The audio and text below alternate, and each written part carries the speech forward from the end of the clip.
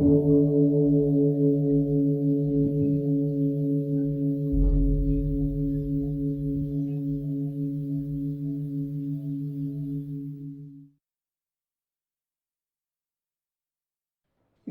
to another Cuke Audio podcast.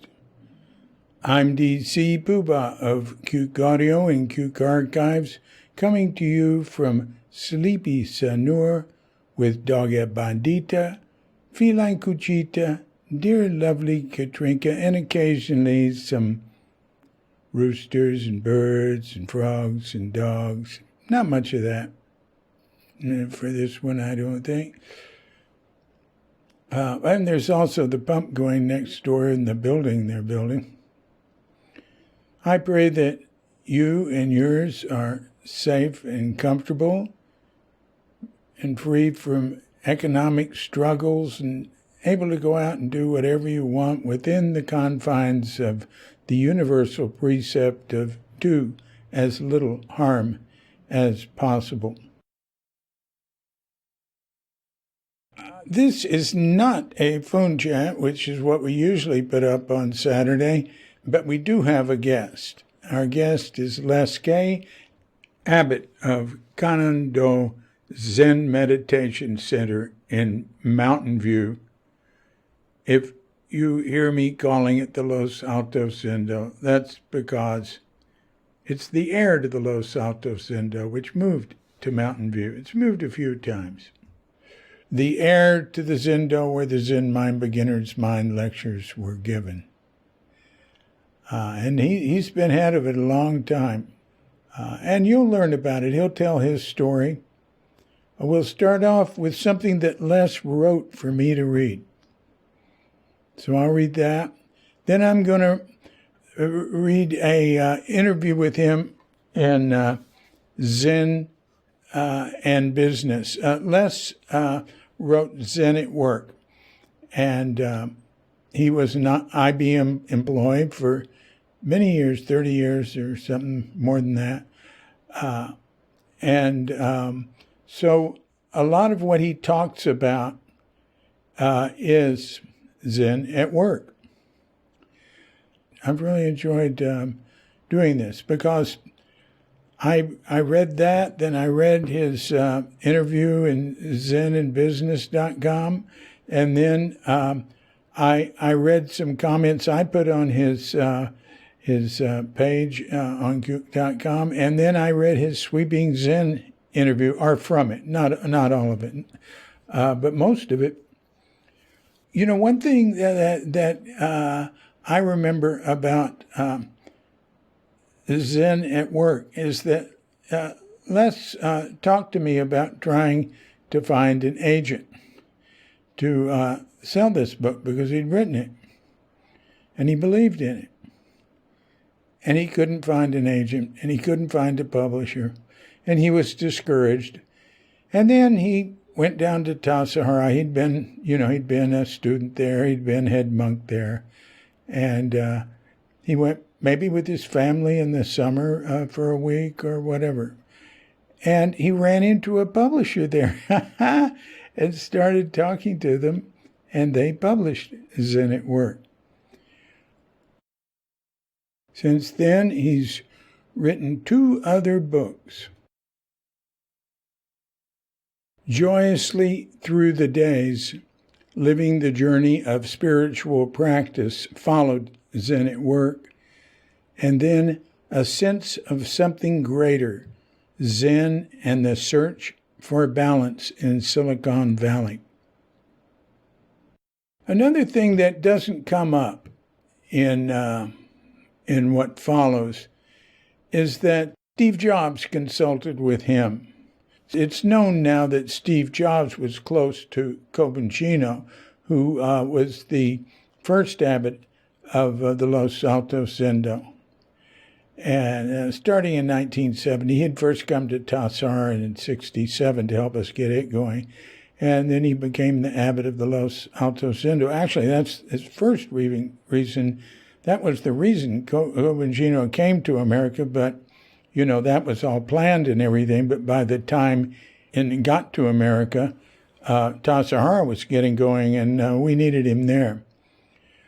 So it's known that Coben had a relationship with Steve Jobs, but Les had a more practical, ongoing relationship with Jobs and Apple, and did Zen at Work workshops, I don't know what they were called, at Apple for many years. And he said, finally, the mindfulness crowd became in vogue, and so, it was time for him to retire from that. So, after a brief pause to meditate, we're going to go right into reading what Les sent for me to read. So when you hear the bell,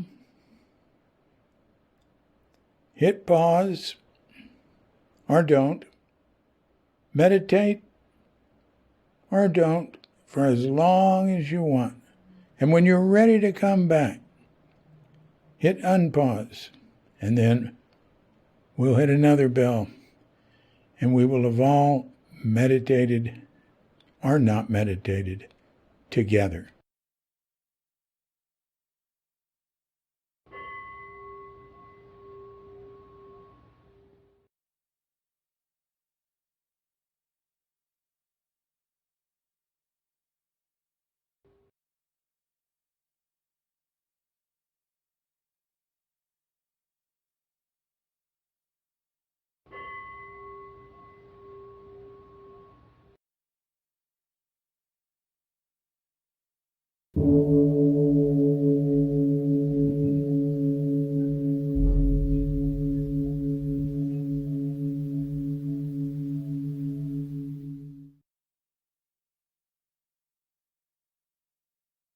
So here's what Les Kaye sent me recently. In July of 2020, he sent it. In 1956, I started work as an electrical engineer for IBM in San Jose, California. The company had recently opened a large manufacturing facility at the southern edge of the city. The feeling at this new IBM location was more like a small startup company rather than a vast 40-year-old corporation. High expectations for the innovative Ramac disk drive were almost palpable. I could taste the ozone of excitement in the air. Career prospects seemed unlimited. In the mid-50s, engineering graduates had their pick of jobs. Companies were offering lucrative starting salaries and attractive incentives. I didn't choose IBM for financial reasons. The aircraft industry in Los Angeles, for example, was offering a great deal more money, and smaller companies were offering more freedom. But IBM had certain qualities that I admired, including its reputation for outstanding management, technical leadership, and service to customers. It was also well known for the strong loyalty and dedication of its employees. I thought it was the perfect location to begin a career. Plus, San Jose was only an hour's drive from San Francisco, the beach, and the mountains. From an early age, I knew that I wanted to be an engineer. As a kid, I enjoyed tinkering, putting things together, building houses and forts from building blocks and erector sets. My aunts, uncles, and cousins continually reminded me, "You should be an engineer." In high school, I learned that engineering was an esteemed profession that paid well and offered a good future. I never had any doubts. In the mid-1950s, I was in the right place at the right time. California offered the good life. Gasoline was 28 cents a gallon. For $25,000, you could buy a spacious ranch-style home in a quiet, clean neighborhood that came equipped with the most ideal climate imaginable. The scenic agricultural Santa Clara Valley, known as the prune capital of the world, was a new environment for conservative IBM, which up until then had been associated with small-town, upstate New York manufacturing plants, white-shirted, blue-suited salesmen, and the increasingly pervasive punch card. But change was in process. The first interstate highway was underway, and space exploration was about to begin. It was the start of the information age. The Valley of Heart's Delight was soon to become Silicon Valley. During the Thanksgiving weekend in 1958, I flew to Los Angeles to visit a college classmate. When I boarded the plane, I immediately took the seat next to Mary, a slender, dark-haired young woman. She told me that she worked at a hospital in San Mateo. I made a mental note. Back home the following week, we had our first date. A year later, we were married. In the fall of 1961, at a Friday evening cocktail party, I found The Way of Zen by Alan Watts on my hostess' bookshelf. I had heard about Zen but never read about it. The book caught my attention. I borrowed it over the weekend. At the time, Mary and I were living in a 2-room cottage on a 900-acre pear ranch just off Skyline Boulevard near Los Gatos. The autumn days were chilly and damp. On Saturday morning, I lit a fire, and for most of the next 2 days immersed myself in the magic of Alan Watts' spellbinding description of the history and practice of Zen. I was fascinated to discover a dimension of living, an attitude about life that I had not known before. When I closed the book, I knew that my technically oriented middle-class life was incomplete, that by itself it could not provide balance. Watts's description of Zen struck a chord of authenticity. It was the time between the Beat generation and the hippie eras. Alan Watts was a regular feature on a local PBS radio station. I became a devoted listener and read almost everything he wrote. The extent of my interest in Zen was limited to reading and talking about it. I assumed that in order to be fully involved in Zen, it would be necessary to live in Japan for several years. For me, that was not a realistic option.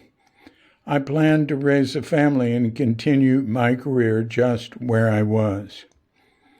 In the fall of 1966, I was pleasantly surprised by an article in the Chronicle that described the San Francisco Zen Center, amazed to discover that actual Zen practice had been taking place for several years close to home. A few weeks later, following a business meeting in the city, I located the Zen Center in the neighborhood known as Japantown. I was not prepared for what I found. Expecting a quiet, secluded, Japanese-style temple, I encountered instead a turn-of-the-century building facing the noisy traffic of Bush Street. The unlocked front door was guarded by 2 tablets. To the left, in stone, were chiseled the 10 Commandments in Hebrew. The building was initially a synagogue. Japanese calligraphy was painted on a wooden block to the right of the door. The building was now the home of the Japanese-American Zen Buddhist congregation. I entered the old, musty structure. The dim hallway was quiet. The smell of incense mingled with another familiar, ancient fragrance, chicken soup. or so I thought. Later I found out that it was the aroma of Japanese miso soup. I opened a door and entered a small office, encountering an elderly Japanese man wearing a hat, reading a Japanese language newspaper. He paid no attention to me. I thought, is that the Zen master? On the other side of the office were two very tall, bald young men operating a hand-cranked mimeograph machine. I asked about Zen practice. One of them said, "Just sit." I had no idea what he meant. I glanced at the man reading the newspaper. Is that the Zen master? I wondered again. I explained to the two young men that I lived in San Jose, 50 miles south of San Francisco. They told me about an affiliated meditation group closer to home in Los Altos, where the abbot of the San Francisco Zen Center, Zen master Suzuki Roshi, traveled each Wednesday evening to lecture and lead meditation. In early December 1966, Mary and I found ourselves at Haiku Zendo, a meditation hall created from the garage of the home of Marion Derby. Its name derived from its 17 permanent spaces for meditation, the number of syllables in a Japanese haiku poem. The room could be made to accommodate up to 30 people using additional meditation cushions on the floor. Marian gave us basic instructions in Zazen, seated Zen meditation. That first evening was difficult. The unheated meditation hall, or zendo, was freezing. Our legs and backs were cramped and sore. Understanding Suzuki Roshi, whose English was still tentative, was difficult. He spoke a great deal about padraks. Years later, we figured out that he meant patriarchs. On the drive home, we agreed, never again, that's too painful. Nonetheless, we returned the following Wednesday. What brought us back? Partly it was Suzuki Roshi's quiet confidence and gentle humor. His words conveyed something fundamentally true that I didn't quite understand, and his manner expressed and encouraged trust. In addition, Marian made us feel very welcome. Despite the discomfort, I sensed something subtle in the activity of Zazen, which did not seem to involve any activity at all, except trying to sit and be quiet. We commuted from San Jose to Haiku Zendo for 2 or 3 times a week. The Wednesday evening schedule included meditation and lecture, with tea and a chance for socializing afterwards. Suzuki Roshi and Katagiri Roshi alternated coming from San Francisco Zen Center on Wednesdays and staying overnight in Marian's home. Thursday morning included meditation, a short lecture, and an informal breakfast in Marian's dining room. A Saturday morning schedule provided an opportunity to experience the basic forms of traditional Zen monastic practice. It included 2 periods of Zazen, beginning at 5:30 a.m., breakfast in the meditation hall, a work period, and later meditation at 9 a.m. Greeting the first light of dawn in silent Zazen continues to be a quietly profound experience. I fell in love with the formal monastic-style breakfast using traditional Zen monks' eating bowls known as o-ryoki. I was so inspired by this reverential ceremonial way of serving, receiving, and eating meals, I eventually wrote a small book about the construction and use of oryoki. The work was simple. We brushed off the meditation cushions, dusted the corners, mopped the floor, cleaned the altar, swept outside, and washed dishes. Sometimes we helped Marion with yard work. The Saturday work period was an important element of the practice at Haiku Zendo. Not only did it allow us to repay Marion for her generosity, it also enabled us to take care of our communal practice place. The latter reflects a crucial point of spiritual practice. Its giving nature, its orientation towards others. Other key elements of Zen practice, zazen, study, and being with the teacher, are at risk of becoming self-oriented activities if not balanced by the practice of giving time and effort to others, to taking care of the community, giving up any notion of personal benefit from doing the work. Soon after we started going to Haiku Zendo, Mary and I bought our own cushions and began our weekdays with zazen in our San Jose living room. In June of 1967, we participated in our first one-day meditation retreat at the San Francisco Zen Center. During the break following lunch, we took a walk on Bush Street. The early summer day was cool and clear. A gentle breeze came from the bay. Mary said, "It's too nice to go back to that dark room." So we drove over the Golden Gate Bridge to Sausalito and spent the afternoon on the deck of Zach's, a pub that shared the lagoon with houseboats and seagulls.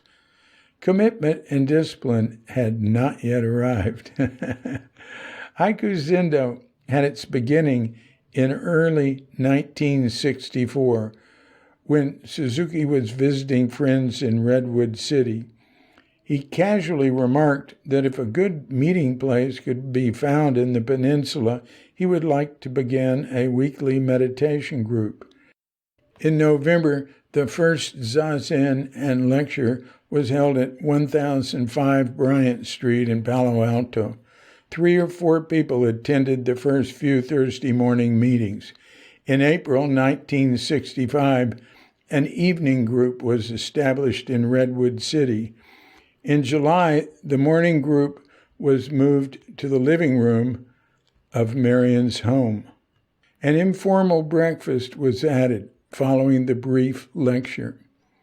The family-like discussions at the breakfast table with Roshi were as popular as his talks. In 1966, the evening group also moved to Marion's home. Tea and cookies were served following the weekly lecture. Socializing could last until 11 p.m. When Marion's son went off to medical school, his room became available for Suzuki Roshi to stay overnight. The schedule was changed to Wednesday evening and Thursday mornings. Most often, it was Marion who drove to San Francisco to pick up Roshi and take him home the next day. Starting in 1965, Marion recorded Roshi's morning lectures. Those little talks were rarely longer than 15 minutes. Marion transcribed the tapes each week, going over each transcript with Suzuki Roshi. When the idea of creating a book from the lectures arose, it was given the title Morning Talks in Los Altos. In 1967, the transcripts were given to San Francisco Zen Center for final editing. When the book was given a new title, Zen Mind, Beginner's Mind.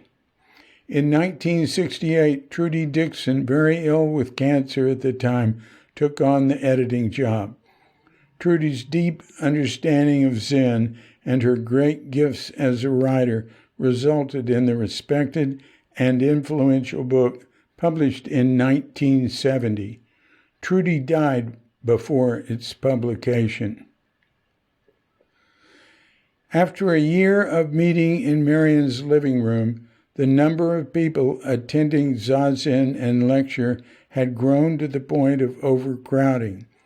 Marion offered to convert her garage into a zendo to be used for daily meditation and weekly lectures. Suzuki Roshi designed a traditional Japanese-style zendo to fit the small space. Construction was begun in June 1966, performed entirely by Sangha members. Haiku Zendo was officially opened on August 4th. By 1968, Marion felt the need to deepen her Zen practice and determined to go to Tassajara, the first Zen monastery outside of Japan, created in 1966 by Suzuki Roshi and the San Francisco Zen Center. However, her 2 teenage daughters were still living at home, and she did not want to disrupt Haiku Zendo. She asked Mary and me if we would consider moving from San Jose to her home to be administrative caretakers and take care of her daughters.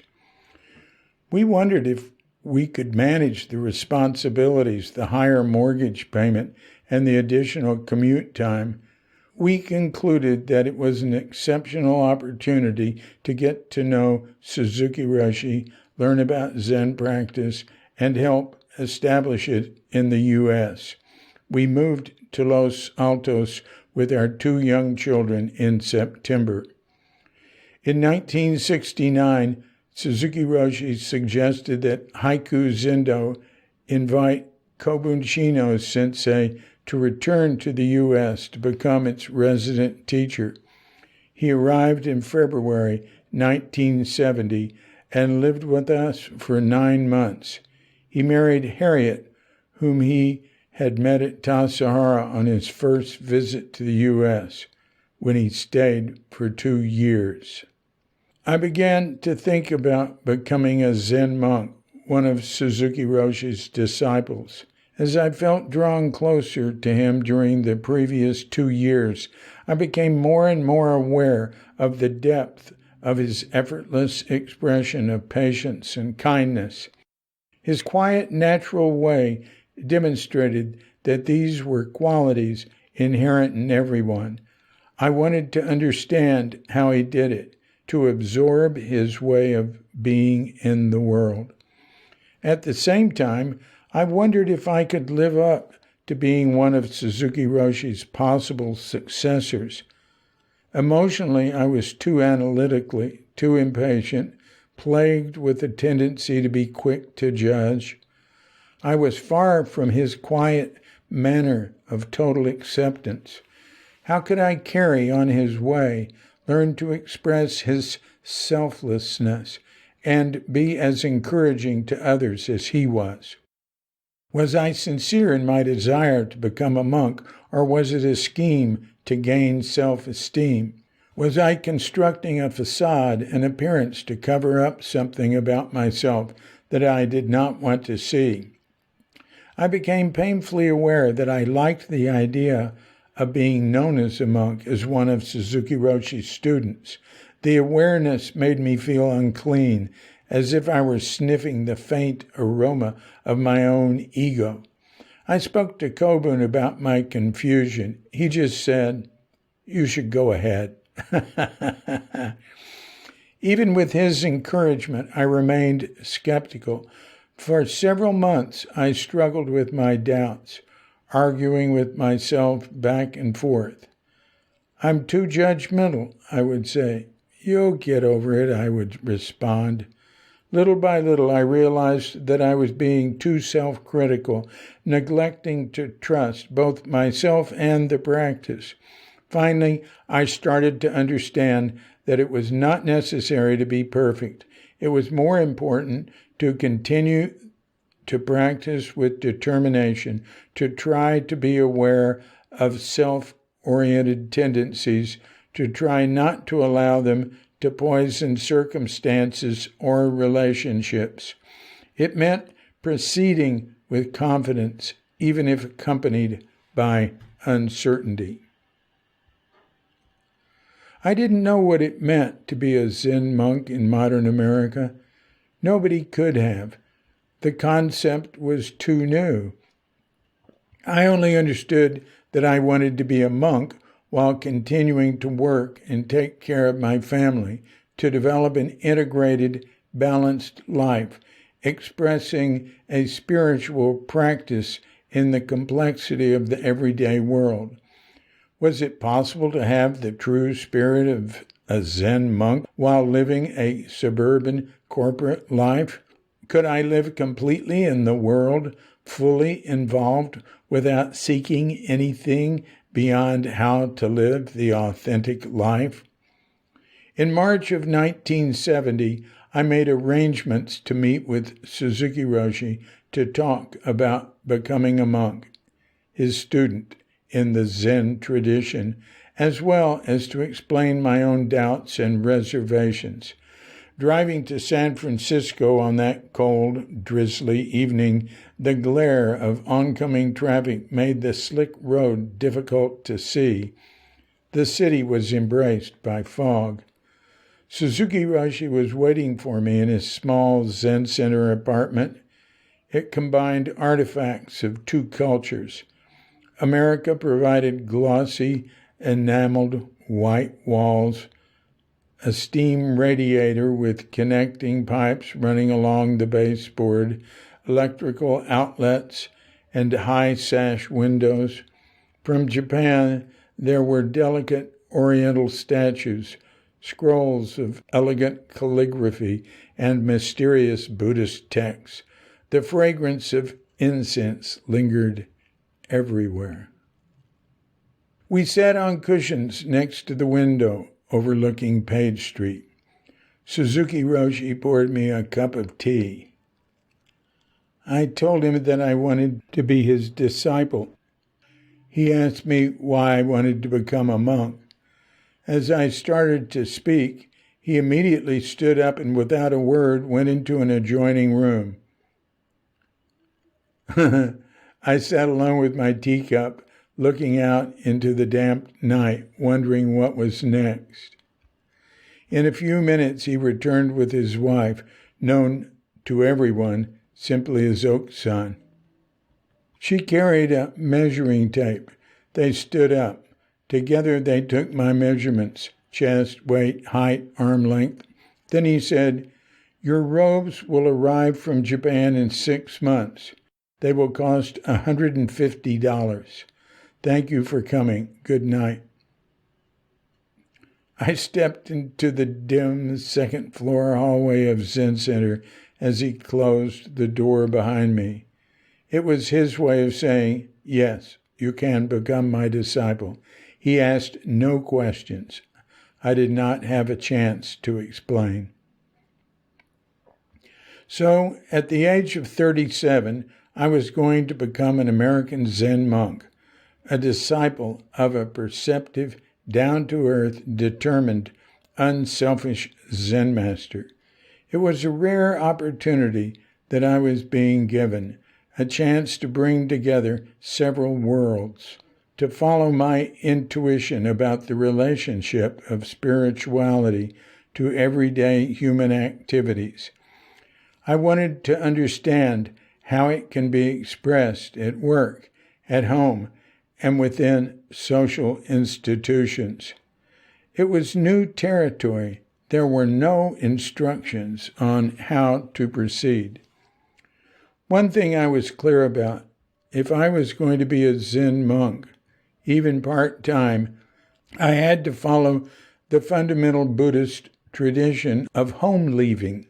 It began with Buddha himself and continued with the young men and women who gave up their everyday lives to become monks and to live with him in community. I felt it was necessary to attend a 90-day practice period at Tassajara, but it meant leaving my wife and 2 young children for 3 months. Mary told me that if I felt strongly, it was okay with her. I was granted a 3-month leave of absence by IBM without questions and spent September through early December of 1970 at the monastery.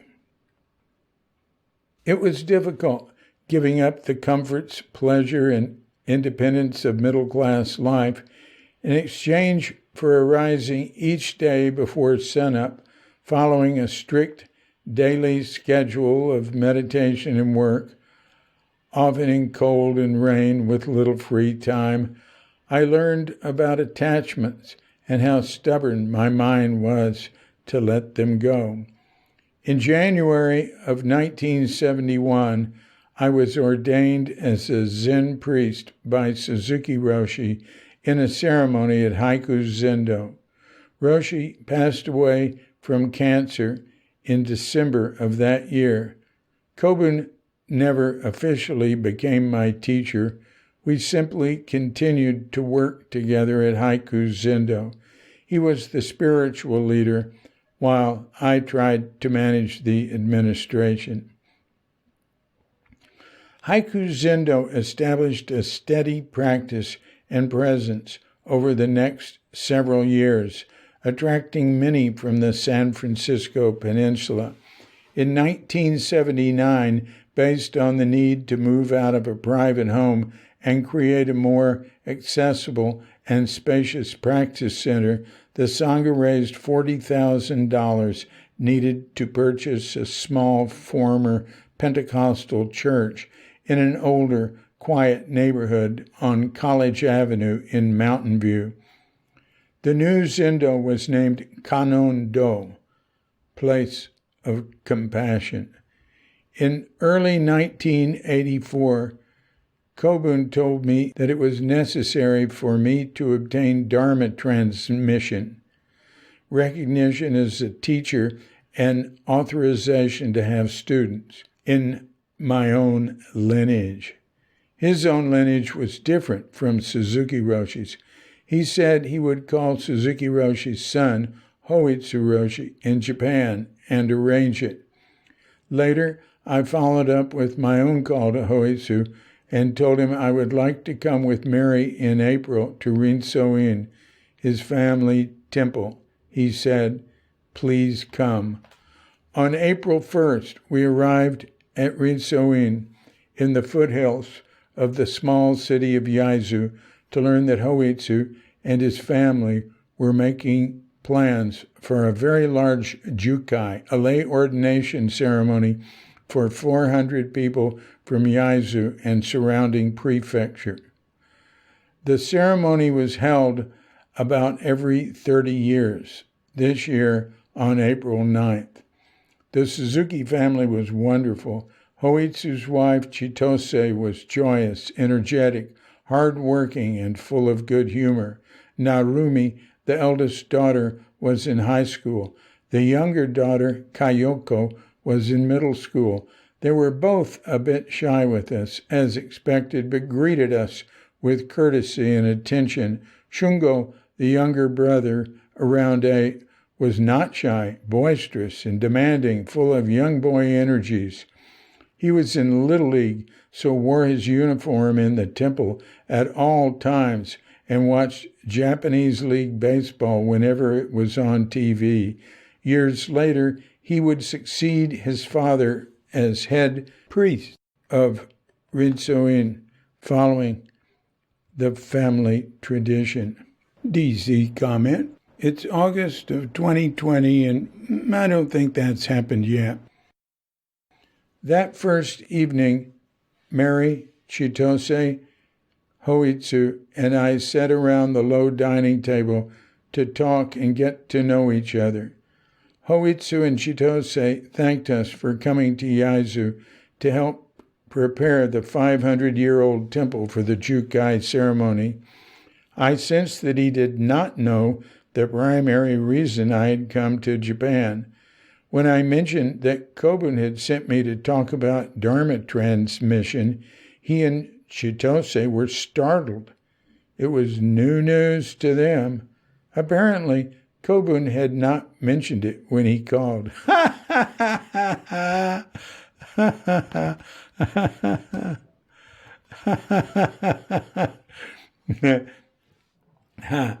Next day, Tuesday, Mary and I joined the temple preparations.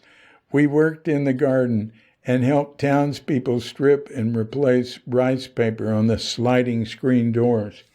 Wednesday, I decided to clean the large koi pond in the garden. It was overrun with very dense and slimy algae and had not seen koi in years. I placed a long ladder across the pond to hold large plastic buckets. With pant legs rolled up, I waded in the pond, scooping up armloads of algae into the buckets, which I carried away and emptied down a hill near a stand of bamboo. I made a number of trips in and out of the pond. As the afternoon went on, more and more faces appeared at the open temple doors and on the deck, family and visitors, wide-eyed at what I was doing. The weather was still chilly at night, so that evening on the way to bed, Hoitsu gave Mary and me each a small bottle of sake. He said it was medicine against the cold. Next night on the way down the corridor to our room, we heard a voice over the temple loudspeaker system. Kaye-san, you forgot medicine. We took medicine to our room every night. DZ comment. I'm pretty sure what Hoitsu was bringing them was these little tiny bottles of cold sake. That, listen, it's like a glass of wine. So I wanted to say this because when I first read it, I thought, what? They drank a whole bottle of sake? Oh, I realized, oh yeah, they're these little small bottles of cold sake. And yeah, I used to drink one of those a couple of times a week. As our week in Rinsoin was coming to a close, Hoitsu found me alone and said, come back next year for a Shiho, Dharma transmission. Stay 1 month, leave wife home. So in April of 1985, I returned to Rinsoin to receive Dharma transmission. I expected there would be extensive training and time spent with Hoitsu, who was to become my Zen mentor. The month was interesting, exciting, hard work, and great fun, but not exactly what I expected. Each day began with zazen around dawn, before breakfast, as well as before lunch and dinner. I performed ritual 108 bows, accompanying myself on the boncho, the large altar bell. Mornings I tended to the altar in the Buddha hall and dusted the statues and effigies of the past generations of teachers in the lineage. Most of my time was spent helping the Suzuki family with household chores, washing dishes, hanging up and collecting the family laundry, taking care of the furo, the bathtub, weeding in the garden, and in early afternoon starting the wood-fired boiler that provided hot water for the entire temple. This task required splitting logs for firewood, bringing to mind the insight of layman pang, my spiritual activity, drawing water and chopping wood. I spent most evenings with the family, late-night talks with tea and sake. Late on a warm afternoon, I was pulling weeds and trash from the vegetation growing along the bank of the creek that ran down from the mountain past the house. I turned slightly to my right and came face to face with a 2-inch lizard staring at me.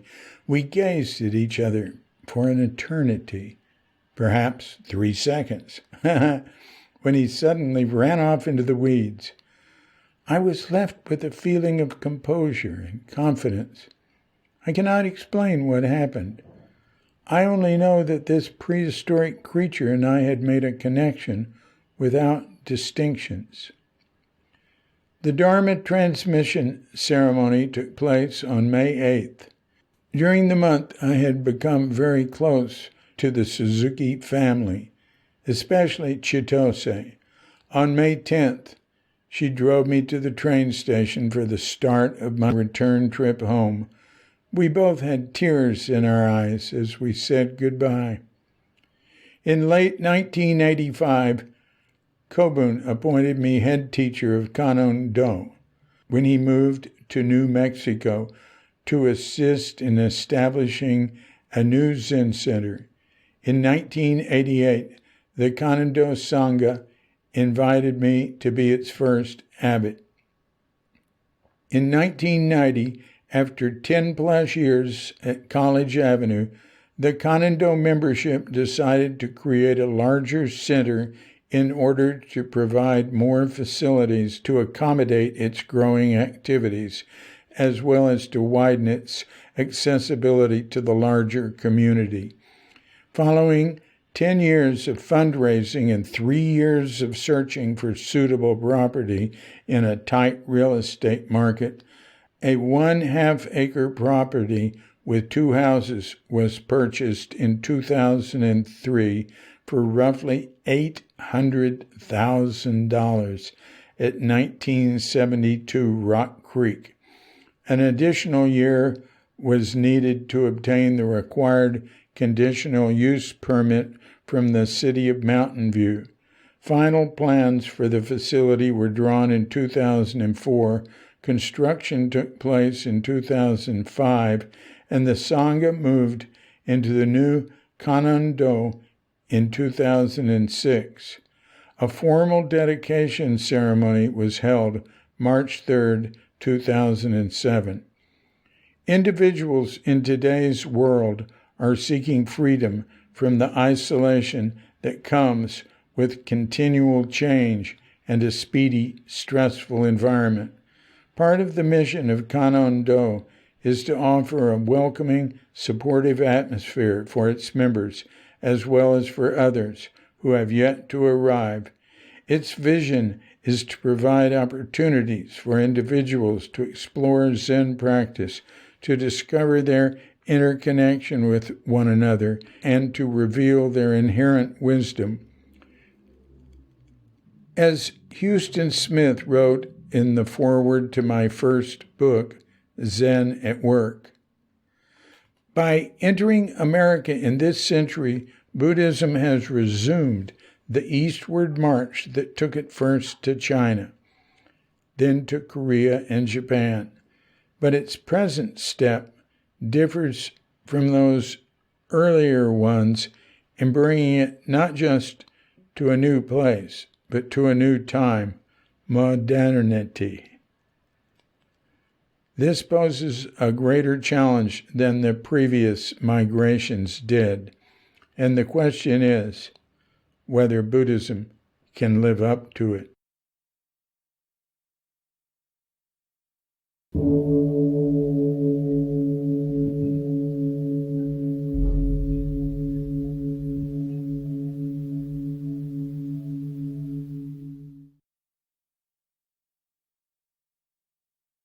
So that's what Les Kaye sent me to post for his podcast. But I want to read you an interview, I'll read you most of it, that Les had with zenandbusiness.com, back about, maybe 18 years ago. It's after 9/11. It's after his book, Zen at Work, came out. And it's on zenandbusiness.com, which does not exist anymore. And I took it off and put it on my site. They got hold of me and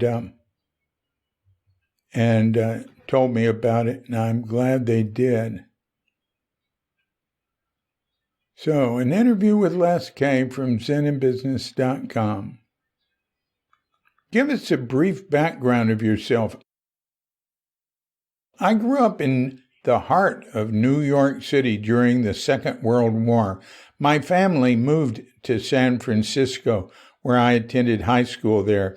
In 1956, I graduated from Cornell as an electrical engineer and then spent 2 years in the Army as an electronics engineer. How did your Zen practice initially begin to influence your work? Meditation practice influenced my work by taking the edge off my personal ambition.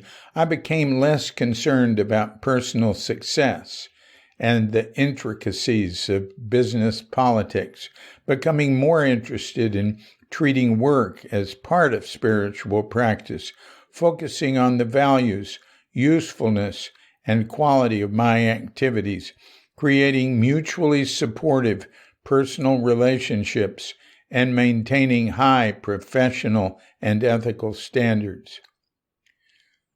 Question. So many people believe to get ahead in the business world, to further their careers, they must focus on personal success and office politics. Are you saying these are unimportant? The important thing is for all of us, as individuals, to decide for ourselves what is important in life. We need to bring our own ethical and spiritual values to the work we do and to the ways we relate to each other. So I would not want to prejudice these things for anyone else. Question. What would you say to someone who works in a business highly charged with the normal intricacies of business politics? It depends. If an individual finds satisfaction in such an environment and is good at getting things done, what is there to say? On the other hand, I always enjoy having a lively conversation about the work environment. Question. Did you see your work influence your Zen practice? My work in a large business organization convinced me that Buddhism and Zen are not outside the economic mainstream of society. It is not confined to monasteries or mountaintops and does not require an alternative lifestyle, as believed by many in the 1960s and 1970s. As I came to understand that the workplace sharpens various skills, critical thinking, long-range planning, organizing, developing strategies for solving problems, and maintaining good communication and courtesy, and that these disciplines, as well as the emphasis on working collaboratively with others to get a job done, are not in opposition to Zen practice, but rather an expression of it. Question. You mentioned work in a large business organization. Given your experience at IBM and of those you have talked with who also work at large business organizations, do you see the large corporation continuing to be a viable business model? What I'm getting at here is, do you believe there is a point of diminishing returns as regards management, human resources, and leadership when a company grows past a certain point? Can a company be too big? Less. A company can become too big and lose its focus. It happens all the time. I think that a large, whatever that means, organization model is viable in certain circumstances. It has its limits, just as a small organization has its limits. Organization size needs to be appropriate to the given situation, and it may have to change if the situation changes. Question. How did the folks you worked with at IBM understand your practice?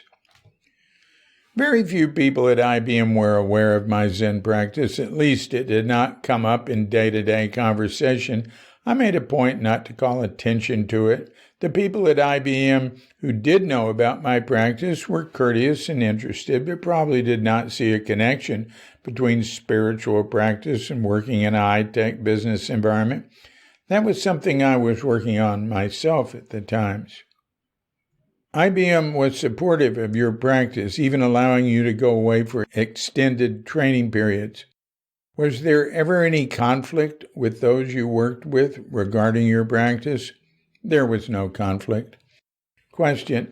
Give us your thoughts on the links between Zen practice and work? Through continued Zen meditation practice, one comes to recognize that work is a spiritual activity, not just a way to earn a living. As this recognition subtly grows and takes shape, the individual very naturally approaches work with a more giving, selfless attitude. Work becomes less stressful, more joyful and creative, more collaborative as the individual becomes more reflective and less reactive in responding to work situations. Question: can you talk a bit more about subtle recognition? How does the attitude of selflessness manifest? Subtle means that something is going on, but we are not aware of it at a conscious level, like getting wet when walking in fog. You can't really say when you got wet. You see the big picture without having to think about it, or you can envision the likely consequences of a potential act without intellectual analysis. Selflessness shows itself when our priority for pursuing a personal objective becomes tempered with an increasing emphasis on achieving a common purpose, even in giving up the effort and the prospect of personal gain if it is determined that the result will not be beneficial. Question: in several of your answers, you talk about collaborative relationships and creating mutually supportive personal relationships. Is this one of the recognitions that came from your practice? I have always felt the vital need for people to work together towards common goals that are good for everybody. Solutions to problems are better. People feel included in the solution and so help to make it happen. Relationships and trust are strengthened, minimizing the risk of future problems arising. Zen practice did not change my mind or attitude. Instead, it validated my belief and intuition in the necessity of continually reaffirming our inherent oneness, expressed in working together in a communal way whenever feasible. Question: how do you believe your Zen practice impacted your career? I don't believe the practice affected my career one way or another. Question: in looking back since your book was published, what would you add to what you have covered in your book? My book included my own personal stories and how my practice expressed itself in my work situations. What I would add is stories of other people's experience of practice in their work life. Hopefully, this will be covered in a second book that I'm working on. Question: with the recent events both in the world, 9/11, and in the business world, Enron, tech sector decline, give us your perspective on the business world and the work we face each day. The world of work has become much more difficult these past 2 years. A down economy, layoffs, corporate scandals. People need to have a high degree of resilience, the capacity to bounce back from disappointment. They also need to have a way to retain optimism and hope. Spiritual practice can provide that support by enabling people to develop creative responses to stressful situations. Practice helps us recognize that things constantly change, that very little of the world is within our control, and that when setbacks do occur, we can choose not to take them personally. In addition, the increased awareness that is nurtured by meditation practice enables us to more readily remain in the present, and so not to be caught up in setbacks and disappointments of the past. Question: this makes me think of your discussion of the gift of fearlessness in your book. Can you talk a bit about this fearlessness, especially in light of current events? None of us can say with certainty what will happen in the next moment or the next hour or a year from now. The best that we can do is to be ready to respond to whatever happens and to whatever situation we find ourselves in. The things we worked so hard to achieve and what we cherish, health, possessions, love, safety, reputation, comfort, may disappear without notice. We need to be prepared to let go. Trusting our own readiness is based on the understanding that there is something more important in life to take care of than what we are constantly at risk of losing. I think this is the basis of fearlessness.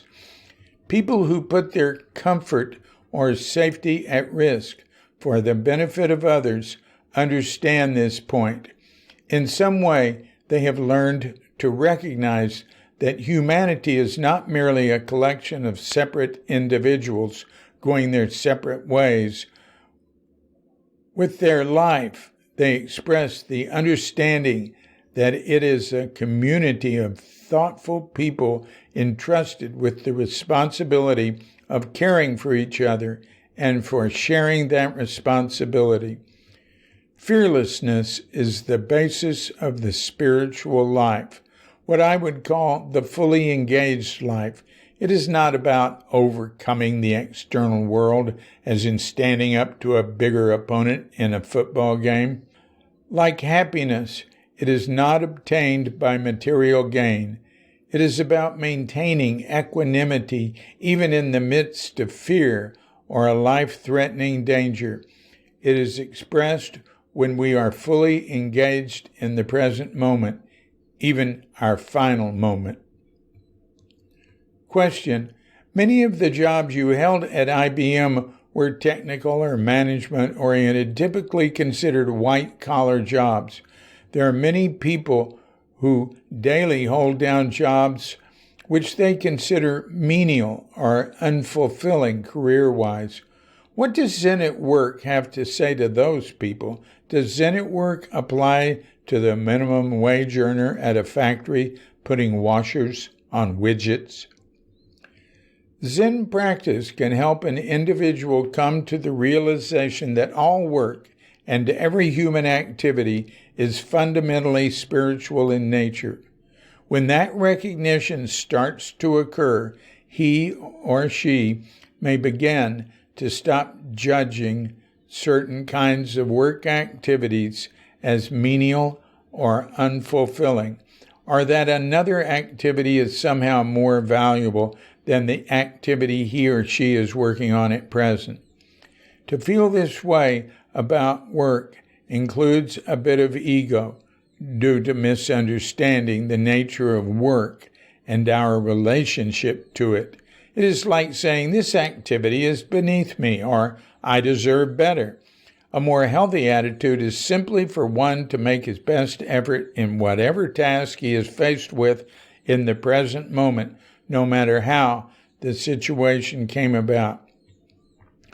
At the same time, if someone feels that there is other work that has the potential of being more satisfying, that will enable him to make a larger contribution to society, or that will enable him to better provide for his family, he should move in that direction, especially if he has the skills.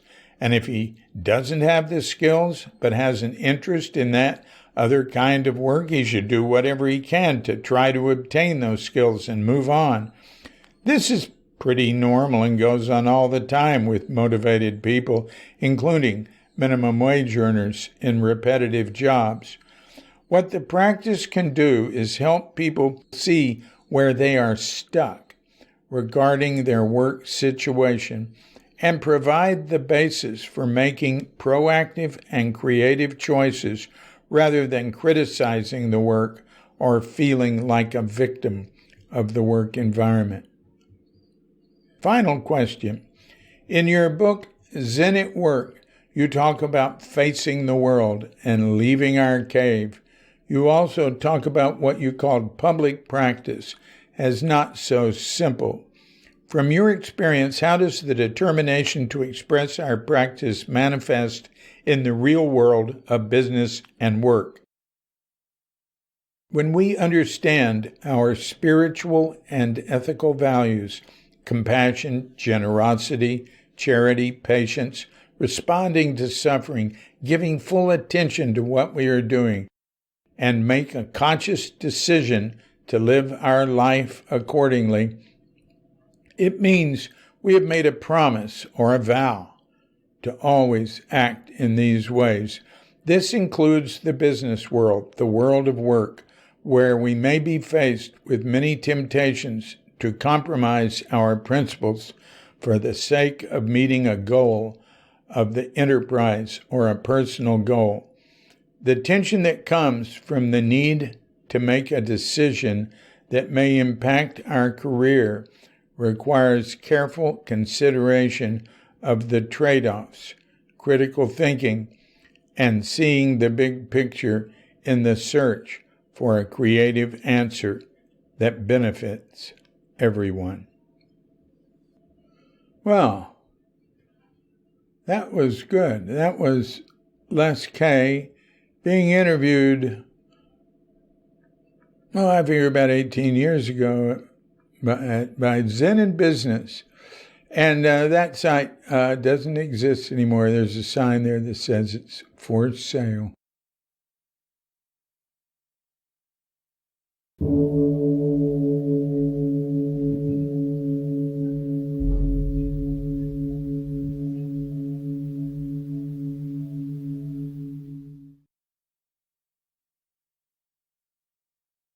And this DC Talks to Les Kaye. Talked on the phone in 1993 and saw him on October 13th, 94, and talked to him in his office and to his wife, his office in his home, and his wife, Mary, as well as with him in their kitchen. And so this is from my notes. I say, Les was at Tassajara for a week with his wife and children. He was asked if his car could be used to go pick up some Japanese priests because there were more people coming in than their best vehicle could carry. Yeah, he told me he had a nice car, so they wanted to use it. Went and picked up, this is 1968, picked up Hakun Yasutani, and Soen Nakagawa, and Edo Shimana from Zen Studies in New York. Maizumi came in, a whole number of people. It was a very important visit of teachers who were, teaching with koans. Actually, all those people were using koans to teach with. Maizumi did koans and shikantaza. Yasutani was, doing a lot of sessions up and down the coast, and he was very critical of Soto Zen for having given up koan work. But anyway, it was a big deal, and it went on for a few days, and I talk about it I'm reading Crooked Cucumber now. I went over it rather thoroughly, and I'm going to go into it more when I read about Tassajara stories, when I read draft pieces for that. Les Kaye says, I remember when all those great Zen teachers were at Tassajara. Dick Baker said, and they were in the Zendo, right? And so there'd been some talks, and Dick Baker said, now it's a great opportunity to ask some of these great teachers a question. And Les says, and I asked, what's the best way to establish Buddhism in America? So they spoke amongst themselves and agreed that each one would answer it separately. Yasutani spoke in Japanese, and so did Soen Nakagawa, and they were translated by Maizumi. And then Edo got up, and he was very dramatic, and he said Soen was very dramatic too. And then he says, I remember Suzuki Roshi getting up and saying, I have nothing to say. And we all roared, and it was over. He went out the side door, which is quite unusual, going out the side door. It's like a dramatic exit.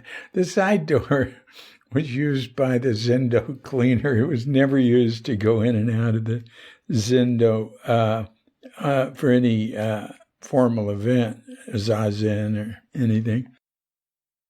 And then I say, DC, no. And I dealt with this when I was reading Wicked Cucumber, but I made a big mistake. It says, what I had written in my notes was, and then you asked, rather, and then I asked, which I misinterpreted while working on Wicked Cucumber as him telling me that I'd said that. And so I put in Wicked Cucumber that I asked the question and just forgotten. But anyway, so I tried to correct that at every opportunity possible because I felt bad about that when I realized that I'd taken that away from Les. That was his great moment in the book. But anyway, I'm spending the rest of my life, Les, making up for that. Les says, when Suzuki Roshi came here to Los Altos to give his talks after Zazen and his talk, he'd always want to talk to my wife in the kitchen, and she said, oh, he'd just ask how I was doing, and we'd say hello, and we were both into bonsai. Mary said, once we were at Tassajara, and I told him I'd found a new seedling to make a bonsai with, and it was planted in a small dish, and we went outside, and I showed it to him, and he said, thank you, and took it off to his cabin. And she said, I remember that when we were at Tassajara, he was sitting next to me at a meal in the dining room, and I was drinking Coca-Cola, and he just leaned over and took a sip out of it. My, the thief. That's really weird because we didn't serve Coca-Cola at Tassajara. She would have had to have brought that in. And people did bring in things that they knew we didn't serve. We didn't sell cold drinks, alcohol, or tobacco. Yeah, every once in a while somebody would come in not having read that we didn't do that and have to drive all the way out to get tobacco, bum it from other guests or maybe from some student. There were some students who smoked back then. I mean, there still are.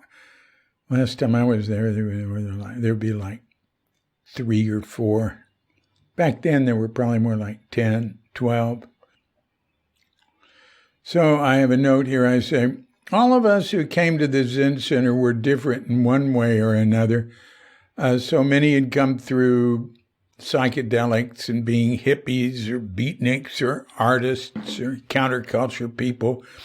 But Les came from a unique sociological niche, working for IBM. I saw him as more dependable, like Japanese. He knew what he wanted and decided to do it and did it. I think Suzuki recognized this in Les and ordained him to be a priest at the Los Altos Zen Center because he knew he could depend on him. He learned you can't always depend on Americans, but I think he saw in Les someone who was committed and who would follow through. Les has always been pretty separate from the San Francisco Zen Center and the rest of the Sangha, as is the case with some other Suzuki Roshi disciples, and which is natural. But, he mentioned I guess it was in at work, I read that, when he was there for a practice period with Tatsugami and then later as the head monk, he felt that people didn't accept him because he was in the business world. Now, there were other people there in the business world. Claude, who was a disciple, Claude Dallenberg, he was an investor. He was very conservative. There wasn't a touch of hipness to him. He was quite individual. We called him the Dutch burger. But he was out of the old Dharma bums realm. I mean, he was a character in the Dharma bums by Gary Snyder. Silas Hoadley, who was second only to Dick Baker as a disciple, was an importer. He had an importing business. Ruvain Ben-Human had been getting $100 an hour on Madison Avenue as, an idea guy for advertisements. So there were people there who were from the business world in one way or another. But the thing, I agree with Les that he was, in a sense, discriminated against, or would you know what happens with groups? They form cliques. There are cliques, and there's it's very hard for people not to get a sort of us and them thing with their group and this and that, and most people had some tie-in to the counterculture, but Les really didn't. His only tie-in was through Zen, and so I'd say he was. He was just like, he was like somebody who'd come from another school to in another town where people were different. And so he didn't feel completely comfortable, I don't think. And I agree that there was some, I felt he wasn't treated well enough sometimes with enough respect. And I felt that way strongly enough that I brought it up in a board meeting later on, like in 74, 75, around then. But anyway, those things happen. He certainly has done well for himself and risen above that. Les told about how he developed a relationship with, I think the guy's name is Yamamoto at Shumucho, the headquarters, Soto Zen headquarters in Japan, and gave him a book on oryoki, the ceremonial Zendo eating method with nested wrap bowls that Les had written and put together so that people could see, oryoki, what tea ceremony came out of, the ceremonial monk's way of eating. And that's my understanding anyway. So he made a book to explain all the different procedures and this and that. A year or so later, he said he received in the mail a copy of it with the sketches replaced with photographs, but it was word for word his book with no credit given. Yep, I can believe it. God. Maybe that's one reason why Les refused to be interviewed further. He said if he told me something, that he couldn't use it in his book, and he hadn't written Zen work yet. And I said, I didn't think that was so, but anyway, I respected his decision.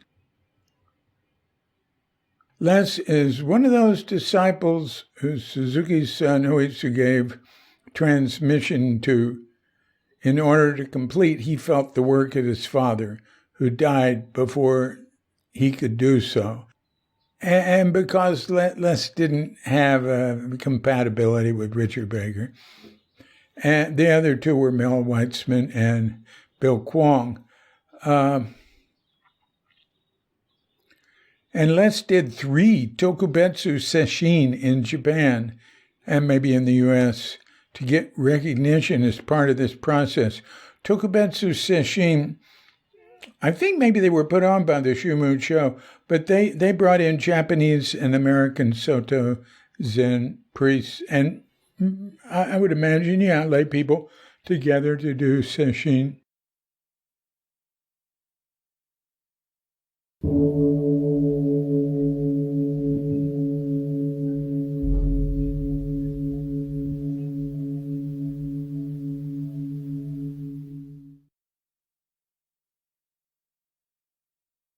So let's take a look here at Les's Sweeping Zen Interview. I have more, but I'll end with that. Sweeping Zen says, at Haiku Zendo, I imagine that you and your wife have the opportunity to practice with Kobun Chino Roshi. Could you take a moment or two to relate your memories of him to us? And Les says, everybody was attracted to Kobun because he gave the sense of what it is like to be a spiritual person. He was warm-hearted, gracious, generous, and playful, with a very wide worldview. At the same time, he was very much like a lovable, absent-minded professor who is not too concerned with managing the affairs of everyday life, but whose entire focus is on expressing his vision of truth and sharing it with others. That's certainly true. Sweeping Zen, tell us about your teacher, Hoitsu Suzuki Roshi. I hear that his style is very different from that of his father, the great Shunryu Suzuki Roshi. Les says, Hoitsu is very much like his father in many ways. He is dedicated, observant, generous, approachable, and caring. He is more outgoing, more demonstrative than his father, who did things with less flair. Hoitsu is a fun-loving individual who enjoys socializing. However, when he puts on his robes and when he gives a lecture, he becomes very serious. Adam from Sweeping Zen asks him, tell us about Suzuki Roshi also. I never get tired of hearing stories about the early forebears of Zen in the United States. And Les says, here's one example of how Suzuki Roshi expressed his wisdom and compassion in everyday relationships. The event took place during my priest ordination ceremony. This is from Zen at Work, page 88. Almost 50 people crowded into Haiku Zendo that Saturday afternoon in 1971. My mother, living in San Francisco, arrived 15 minutes after the ceremony had begun. She was nervous after she entered the packed room. Her middle-aged, middle-class son, with a nice family, nice job, nice home, and promising future, was preparing to become immersed in a mysterious religious world beyond her comprehension. She was certain that I was throwing away everything required for the good life. She could not hide her anxiety. I can still see Suzuki Roshi's eyes glancing at her as she entered and took a seat someone offered her near the platform. Very gently, he reached over, put his hand on her shoulder, and said, "You have come just at the right time." So, Sweeping Zen asks, what to your mind is a common pitfall one may encounter in their Zen practice? How can one know that they have encountered it and what they can do about it? And Les said, I would not characterize it as a pitfall, rather a difficulty that many people encounter. The difficulty becomes the opportunity of a lifetime when it is recognized and not avoided. After starting meditation practice, many individuals encounter resistance to continue, even when they know and have experienced that practice is one of the best things that they can do for their lives. They are not aware of the reason for the resistance. It remains unrecognized by consciousness. It has to do with the perceived cost of practice, what individuals feel they have to give up to get what they want. They go through an unconscious cost versus value trade-off. Fundamentally, people come to Zen practice out of a feeling to be more in touch with their spiritual nature, but this intention gets short-circuited by the mind's craving for comfort, excitement, entertainment, and fame. Practice does not provide such things. Instead, what people first experience is boredom, which is not what they expected, and they do not recognize that their boredom is not inherently negative. The mind is free of the cravings and so can be spiritually creative. It is an opportunity for hidden things to appear, our old habits and reactive tendencies that have been getting in our way.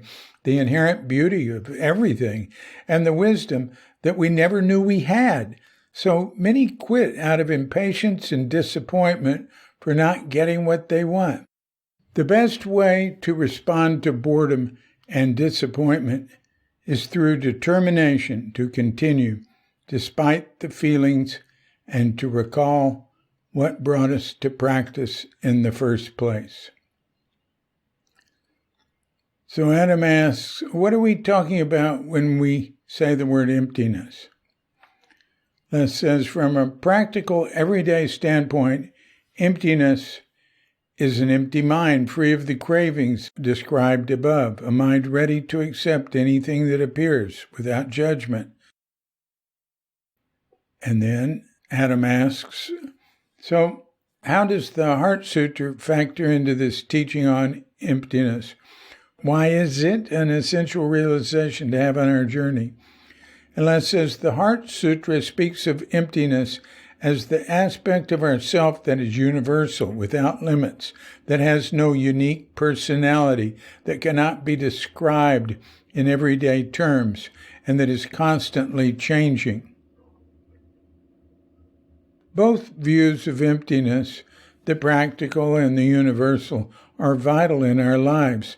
The first, so that we can live our active, everyday life in a selfless way, an untroubled way. The second, so that we realize there is something very big taking place in this world, greater than our own individual life, but that our individual life expresses. This realization is the basis for the end of suffering. So Adam asks, Suzuki Roshi said, when you do something, you should burn yourself completely like a good bonfire, leaving no trace of yourself. What is your take on what he means by this? Les, express your true self, your Buddha nature, by putting your entire awareness and energy on what you are doing. Don't allow the quality and completeness of your effort to be compromised by distraction and desire. It also means tidy up after your activity. Don't leave a mess for others. In other words, be mindful of others. Sweeping Zen, what are the markings of a good teacher? What qualities should a student be looking for? Les, I've always felt that the best starting point is found early in the Metta Sutra, where it describes the wise and peaceful bodhisattva. Let one be strenuous, upright, and sincere, without pride, easily contented and joyous. I think that this is the attitude we should be looking for in our teachers, mentors, and role models as Zen students, the attitude we should be cultivating in ourselves. Adam says, your second book was published in April of 2011. Could you tell us a bit about it? Les says, its title is Joyously Through the Days, Living the Journey of Spiritual Practice. It consists of short essays and stories that reflect my own experience of the various ways that spirituality and Zen practice can be expressed in ordinary human affairs, in our relationships and our actions. In a nutshell, this book is about selflessness. My original title was From Suffering to Selflessness, which indicates what my purpose was in writing the book. But the publisher thought that this title would be too dark for the reading public and wanted something lighter, more appealing. Another possible title that I considered was Out of the Monastery, Down from the Mountain. I was hoping to introduce the notion that Zen practice has changed permanently by coming to America, that it is now practiced primarily by lay people with responsibilities in the everyday world, rather than by monks in the monastery. Okay, well, very good. And then Les wrote a third book, A Sense of Something Greater, Zen and the Search for Balance in Silicon Valley. It is about how individuals are exploring their spirituality and searching for ways to include Zen practice with their work and family responsibilities in the modern world.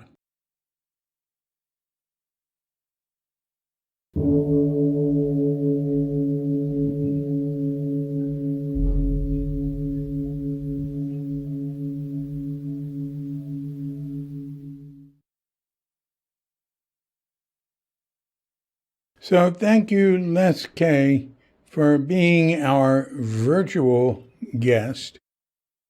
That was all really good. I haven't read the thing you just written before. Well, I read it before I read it today, but I've read all that before. I really appreciated reading it all here now. I think you've got a lot of very wise things to say, and a lot of what you said really reminded me of Shunryu Suzuki, of Suzuki Roshi and his approach. Well, good for you. You've really stuck with it, and you've been very dependable like he knew you would be. So before we say goodbye, I'd like to encourage you, if you'd like to help us continue, to go to the homepage of kook.com. There's a link to the donate page near the top and the bottom, and there's one on the Kook Audio Podbean page. And from there, you go to the donate page, you can send a check, make a PayPal donation, or become a PayPal subscriber for as little as $1 a month. It's easy to do, and it's a refreshing and rewarding experience. So this is DC, Poobah of Kook Audio and Kook Archives, coming to you from sleepy Sanur with Dogette Bandita and Feline Cuchita and dear lovely Katrinka. Wishing you and yours and all of us a grand awakening.